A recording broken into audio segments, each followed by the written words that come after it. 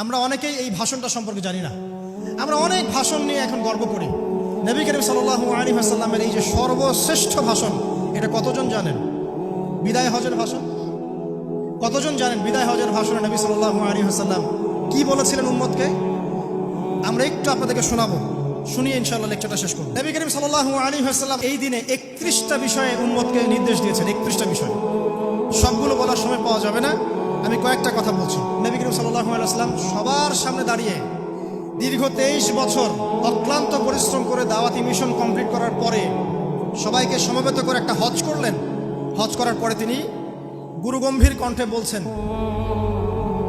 হৃদয়ের সমস্ত আবেগ বের করে দিয়ে বলছেন, হে জনগণ, আইয়ুহান নাস, হে জনগণ, আমি জানি না আজকের পর তোমাদের সাথে আমি কখনো মিলিত হতে পারবো কিনা।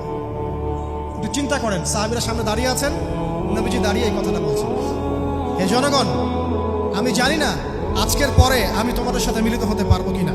অতএব যে ব্যক্তি আজকে আমার এই কথাগুলোকে স্মরণ রাখবে, সে যেন অন্যের কাছে এই কথাগুলো পৌঁছে দেয়।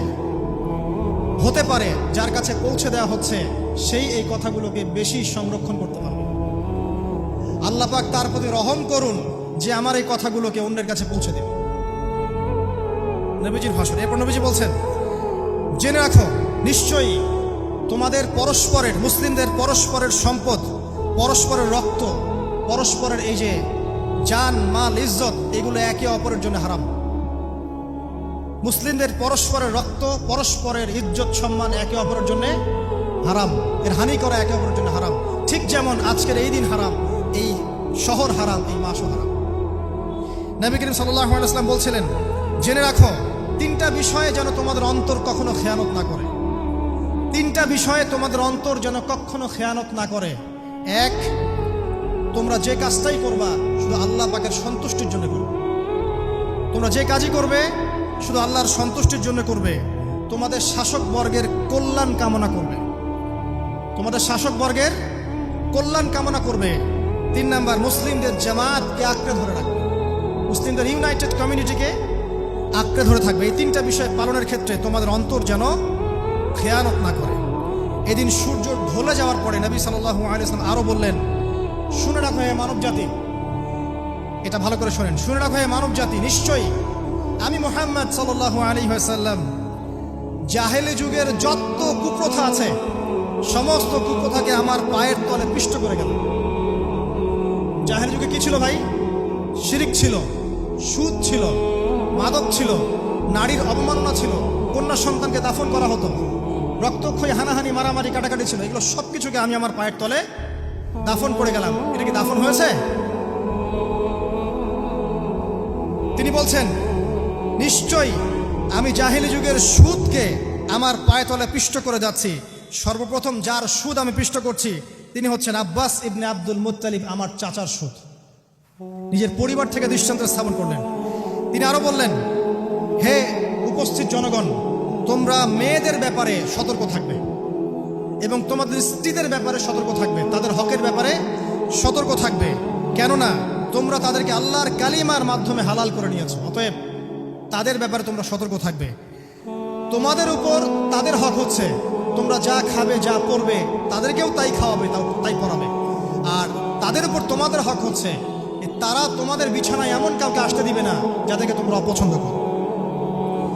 নবী করিম সাল্লাল্লাহু আলাইহি ওয়াসাল্লাম আরো বলছেন, এই দিন আইয়ুহান নাস, হে মানব জাতি, তারাকতু ফিকুম আমরাইন, জেনে রাখো আমি তোমাদের সামনে মাত্র 2টো বস্তু ছেড়ে গেলাম। কয়টা বস্তু? লান তাদিল্লু মা তামাসসাকতুম বিহিমা, তোমরা কোনোদিন পথভ্রষ্ট হবে না যতদিন এই 2টা বস্তুকে আঁকড়ে ধরে থাকবে। কিতাব আল্লাহ, আল্লাহর কিতাব, ওয়া সুন্নতি নবীহি, এবং তার নবীর সুন্নাহ। তিনি আরো বললেন, আল মুসলিম, জেনে রাখো প্রকৃত মুসলিম সে ব্যক্তি, মান সালিমাল মুসলিমুনা মিন লিসানিহি ওয়া ইয়াদিহি, যে ব্যক্তির হাত এবং জবান থেকে অন্য মুসলিম নিরাপদ থাকে সেই ব্যক্তি হচ্ছে প্রকৃত মুসলিম। আল মুহাজির, আর প্রকৃত মুহাজির সে ব্যক্তি, মান হাজারা মা নাহাল্লাহু আন, আল্লাহ পাক যা নিষেধ করেছেন সেখান থেকে যে দূরে থাকে সেই ব্যক্তি প্রকৃত মুহাজির, মানে হিজরতকারী। তিনি আরো বললেন, মনে রেখো আমি তোমাদের সবার আগে হাউজে কাউসারে চলে যাব, সুবহানাল্লাহ, এবং সেখানে আমি তোমাদের জন্য অপেক্ষা করতে থাকবো। অতএব শোনেন, অতএব তোমরা আমার চেহারাকে কালিমা লিপ্ত করো না, মানে আমার চেহারায় কালিমা লিপ্ত করো না, আমার নাম নষ্ট করে দিও না। আমি তোমাদের সংখ্যাধিক্য দেখে আল্লাহর কাছে গর্ব করব, আমাকে তোমরা অপমানিত করো না। আজকে কি আমরা তার দায়িত্ব পালন করে উম্মাহ হতে পেরেছি? নবীজি বলেছেন, তা আমার চেহারাকে কালিমা লিপ্ত করো না। সুবহানাল্লাহ। তিনি বলছেন, ওই সময় কিছু মানুষ থেকে আমি মুক্ত হয়ে যাব, আর কিছু মানুষ আমার থেকে মুক্ত হয়ে যাবে। বলা হলো, কারা ইয়া রাসূলুল্লাহ? তিনি বলছেন, আল্লাহ পাককে আমি বলবো, ইন্নাহুম মিন্নি, হে আল্লাহ এরা আমার উম্মাহ, এরা আমার উম্মত, আমার সাহাবী।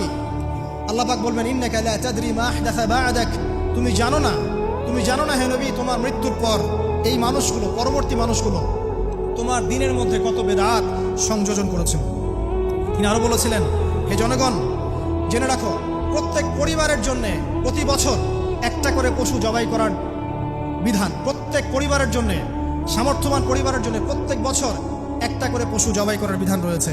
তিনি আরো বললেন, মনে রাখো, একজনের অপরাধের শাস্তি আর একজন কখনো পাবে না।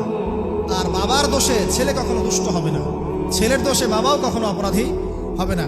তিনি আরো বললেন, জেনে রাখো হে মানব জাতি, নিশ্চয়ই শয়তান এই বিষয় থেকে নিরাশ হয়ে গেছে যে তোমরা শয়তানের ইবাদত করবে। শয়তান নিরাশ হয়ে গেছে, কিন্তু শয়তান নিরাশ হয়নি একটা বিষয় থেকে, যে তোমরা একে অপরে হানাহানি, কাটাকাটি, ফিতনা, ফাসাদে ব্যস্ত থাকবে, যেমনটা এখন আমরা করছি। আমরা কিন্তু সরাসরি কখনো শয়তানের ইবাদত করছি না, করছি? কিন্তু মুসলিমরা এখন পরস্পরে হানাহানি, কাটাকাটি, ফাসাদে লিপ্ত আছে। তিনি আরো বললেন যে একজন মুসলিমের জন্য হালাল নয় অন্য মুসলিমের সম্পদ আত্মসাৎ করা, যতক্ষণ না সে স্বেচ্ছায় খুশি মনে তোমাকে সম্পদ প্রদান করে। অতএব তোমরা একে অপরের প্রতি জুলুম করবে না। তিনি আরো বললেন, সাবধান, আমার ইন্তেকালের পরে তোমরা একে অপরের গর্দান উড়িয়ে কাফের হয়ে যেও না। সাবধান, আমার ইন্তেকালের পর তোমরা একে অপরের গর্দান উড়িয়ে কাফের হয়ে যেও না। তিনি আরো বলেছেন, একজন মুসলিম আরেকজন মুসলিমকে গালি দিতে পারে না। যদি একজন মুসলিম আরেকজন মুসলিমকে গালি দেয়, এটা হচ্ছে ফাসিকি। এবং একজন মুসলিম যদি আরেকজন মুসলিমের সাথে যুদ্ধ করে, এটা হবে এক প্রকার কুফরি। তিনি আরো বলেছেন, হে জনগণ জেনে রাখো, আমার পরে কোনো নবী নেই, আর আমার পরে তোমরা ব্যতীত আর কোনো উম্মত নেই। এর চেয়ে স্পষ্ট কথা হতে পারে? আমার পরে কোনো নবী নেই, আর আমার পরে তোমরা ছাড়া কোনো উম্মত নেই। তাহলে আমরা যখন নতুন নতুন নবী বানিয়ে নিচ্ছি, কোনো কোনো ক্ষেত্রে বলছি একজন ব্যক্তি ছিলেন, সে নিজে ঈসাও ছিল, সে মাহদিও ছিল, সে নবীও ছিল। দিন দিন মানুষ এই খাতায় নাম লেখাচ্ছে। সুবহানাল্লাহ।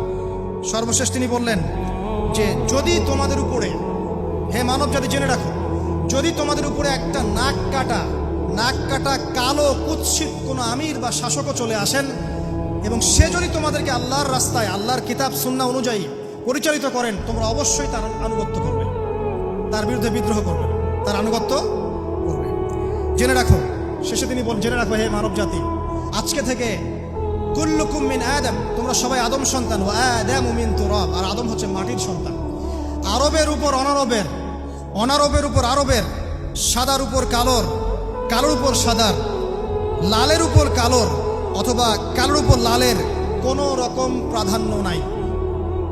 ইল্লা তাকওয়া, শুধু তাকওয়া ব্যতীত। যে ব্যক্তি বেশি মুত্তাকি, সে আল্লাহর কাছে বেশি মর্যাদার অধিকারী হবে ইনশাআল্লাহ তাআলা। সর্বশেষ তিনি আঙ্গুলটা উঁচু করলেন, নিজের শাহাদাত আঙ্গুল উঁচু করে আকাশের দিকে তাকালেন, এরপর জনগণের দিকে তাকালেন, তাকিয়ে বললেন যে, তোমাদের ব্যাপারে, হে জনগণ, তোমাদের ব্যাপারে আমাকে আল্লাহ জিজ্ঞাসা করবেন। ফামা আনতুম কাইলুন, তোমরা ওই সময় কি বলবে আমার সম্পর্কে? তখন সাহাবীরা বললেন, আমরা বলবো যে আপনি বাল্লাগতা রিসালাতাক, আপনি আপনার রিসালাত পৌঁছে দিয়েছেন, ওয়াজ্জা আমানাতাক, আপনার আমানত পূর্ণ করেছেন, ওয়া নাসাহতা উম্মাতাক, এবং আপনি আপনার উম্মতকে নসিহত করেছেন। এরপরে তিনি আকাশের দিকে তাকিয়ে বললেন, আল্লাহুম্মা ফাশহাদ, হে আল্লাহ আপনি সাক্ষী থাকেন। আল্লাহুম্মা ফাশহাদ, হে আল্লাহ আপনি সাক্ষী থাকেন। আল্লাহুম্মা ফাশহাদ, হে আল্লাহ আপনি সাক্ষী থাকেন যে আমি আমার দায়িত্ব পৌঁছে দিয়েছি। এরপরে নাজিল হলো, আল ইয়াউমা আকমালতু লাকুম দীনাকুম ওয়া আতমামতু আলাইকুম নি'মাতি ওয়া রাদিতু লাকুমুল ইসলাম দীনান। এই হলো বিদায় হজ, আজকের এই আরাফার প্রেক্ষাপট। আমরা কতজন এটা নিয়ে চিন্তা করেছি? 1 মিনিট একটু বলে শেষ করি। দেখেন, শেষ ওসিয়ত যেগুলো হয় মানুষের, এটা খুব হৃদয় বিদারক হয় না? বাবা ইন্তেকাল করছেন, সন্তানের জন্য ওসিয়ত করে যাচ্ছেন, মাকে দেখিস, ইত্যাদি ইত্যাদি। হৃদয় বিদারক হয় না? মানুষ সারা জীবন মনে রাখে না? বাট আমরা আমাদের এই নেশন, এই উম্মাহ, নবী সাল্লাল্লাহু আলাইহি ওয়াসাল্লাম উম্মাহ বলে আমরা যারা দাবি করছি, আমাদের মধ্যে বেশিরভাগ মানুষ নবী সাল্লাল্লাহু আলাইহি ওয়াসাল্লামের শেষ এই নসিহতগুলো ভুলে গেছি আমরা। নসিহতগুলোর মধ্যে সবচেয়ে ইম্পর্টেন্ট ছিল শিরক থেকে দূরে থাকা, সুদ থেকে দূরে থাকা, মুসলিম মুসলিম ভেদাভেদ না করা, শাসকের কল্যাণ কামনা করা, বিদ্রোহ না করে শাসককে উত্তম নসিহত করা। এবং আরেকটা হাদিসে তিনি বলেছিলেন 5 ওয়াক্ত সালাত আদায় করবে, সাওম পালন করবে, রমজান মাসে সাধ্যমতো সাদাকা করবে, মুসলিমদের জামাত আঁকড়ে ধরবে, ইনশাআল্লাহ হাসতে হাসতে জান্নাতে প্রবেশ করবে। আও কামা ক্বালা আলাইহিস সালাম। জাহেলি যুগের সমস্ত প্রথা ছেড়ে দেওয়া ছিল আজকের দিনের মূল মর্ম, আমরা ছাড়তে পারছি না। সুদ ছেড়ে দেওয়া ছিল মূল মর্ম, ছাড়তে পারছি না। শিরক থেকে বেরোতে পারছি না। বেদাতীদের ব্যাপারে ধমক দেওয়া হয়েছে, বেদাত ছাড়তে পারছি না। খেয়াল করে দেখেন, মুসলিম মুসলিম হানাহানি কাটাকাটি এখনো ছাড়তে পারছি না। ইভেন ধর্মতাত্ত্বিকভাবেও আমরা বহু দল এবং উপদলে বিভক্ত হয়ে গেছে, কারোর সাথে কারো ঐক্য নাই। সব মিলিয়ে নবী সাল্লাল্লাহু আলাইহি ওয়াসাল্লামের শেষ ওসিয়তগুলো, কিতাব এবং সুন্নাহ আঁকড়ে ধরা, এটা আমরা সবাই আঁকড়ে ধরতে পারছি না। আজকের এই দিবসগুলো এই জন্যই আল্লাহ পাক বারবার ফিরিয়ে দেন, যাতে করে এগুলো নিয়ে আলোচনা হয়, আমরা এগুলো জানতে পারি এবং আমল করতে পারি, এই চেতনাগুলো লালন করতে পারি, নিজেরাও শিখি, পরিবারকেও শেখাই, আগামী প্রজন্মকেও শেখাই ইনশাআল্লাহ তাআলা। আশা করছি ইনশাআল্লাহ আমরা যদি নাও পারি, এক সময় এমন একটা প্রজন্ম আসবে যারা নবী সাল্লাল্লাহু আলাইহি ওয়াসাল্লামের উম্মার মতো উম্মাহ হবে ইনশাআল্লাহ।